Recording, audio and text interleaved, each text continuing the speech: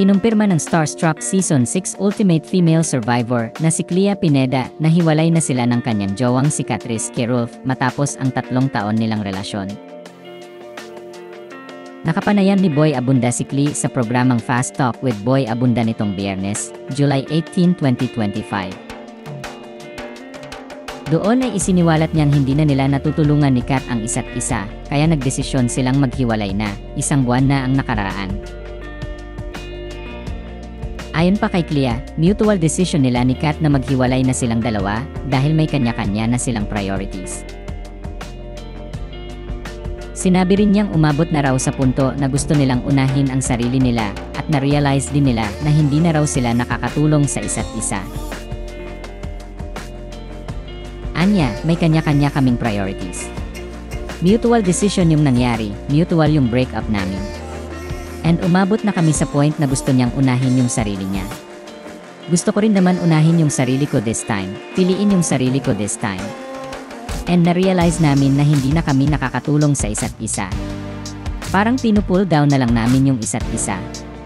Parang umabot kami sa ganoong point. Kasunod nito ay sinabi ni Clea sa naturang panayam na wala raw siyang pinagsisisihan sa 3 taong relasyon nila ni Kat. Ayon pa sa kanya, maraming naitulong si Kat sa kanya at marami rin siyang natutunan kay Kat pagdating sa buhay at pag-ibig.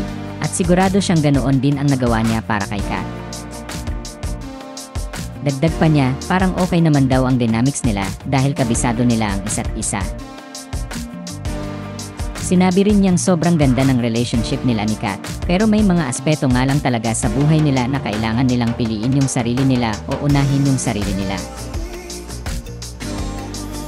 Ibinahagi rin ni Clea na sinubukan niyang idistansya ang sarili niya kay Kat dahil ibinibigay niya kay Kat yung respect at healing process nito at may healing process din siya. Kasunod nito ay binanggit ng aktres sa naturang panayam na ipinagpaalam niya kay Kat ang pagsasalitang ginawa niya sa programa ni Tito Boy tungkol sa paghihiwalay nila. Anya, actually, bago ako mag-guesting dito, pumunta dito, hindi ako sigurado kung tama ba itong ginagawa ko. Tama ba itong decision ko? Kausap ko si Kat kanina lang. Sinabi ko sa kanya na may guesting ako dito, kailangan kong sabihin na break na kami. Para rin alam niya yung nangyayari sa akin, yung mga gagawin ko, at yung mga i-expect niya. Okay naman siya. Okay kami after breakup. Okay kami, walang galit sa akin, at sa kanya rin naman.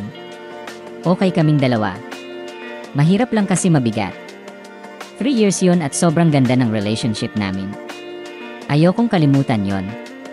Ayokong matanggal sa isipan ko yon. Ayokong kalimutan kung gaano kaganda yung pagmamahalan namin ni Kat. Tinanong naman ni Tito Boy si Clea kung totoo nga bang may kinalaman ang cheating sa desisyon nilang wakasan na ang 3 taong relasyon nila dahil sa mga makahulugang social media post ni Kat. Ayon sa aktres, na-mention daw iyon sa kanya ng sister niya dahil wala raw siyang ideya tungkol sa ginagawa ni Kat sa social media since in-unfollow na nila ang isa't isa.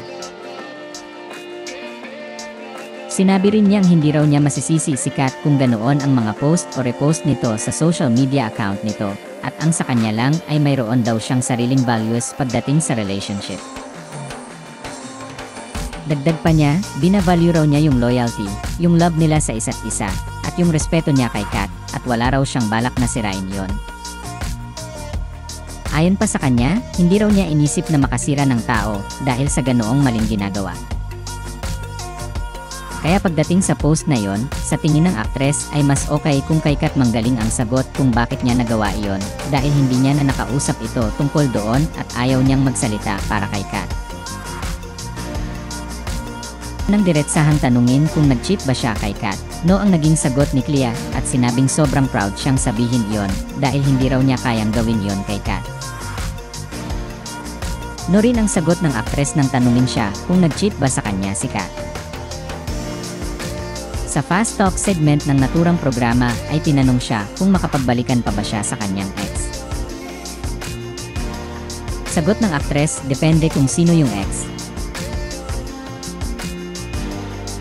Samantala, ipinost naman ni Clea sa kanyang Instagram account ang ilang mga black and white na litrato na kasama si Kat Kalakip ang mahabang pahayag tungkol sa hiwalayan nila. Sa huling bahagi ng caption ng kanyang post ay nagbigay siya ng mensahe para sa kanyang dating kasintahan. Anya, salamat sa pagmamahal na binigay mo sa akin, Kat, lagi mong tatandaan na kahit anong mangyari, hindi mawawala pagmamahal ko sa'yo.